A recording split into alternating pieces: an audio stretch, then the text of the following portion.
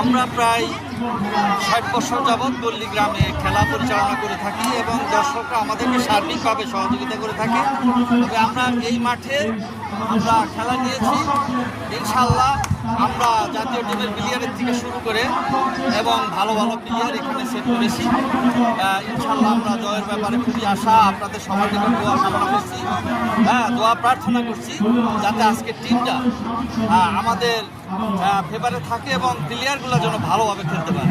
আজকের আয়োজন সম্পর্কে যেটা আছে, আরাফাত রহমান পুকুর টুর্নামেন্টের যারা আয়োজন করেছে তারা খুব সুন্দরভাবে আয়োজন করেছে। তারপরে এই বৃষ্টির কারণে মাঠের অবস্থাটা অতটুকু ভালো না, তারপরে যতটুকু আছে ইনশাল্লাহ এইটুকু সুষ্ঠুভাবে আয়োজন করার জন্য কমিটিকে ধন্যবাদ জানাচ্ছি এবং আজকে যিনি আমার এই সাক্ষাৎকারটা নিচ্ছেন তাকেও ধন্যবাদ জানাচ্ছি। ধন্যবাদ।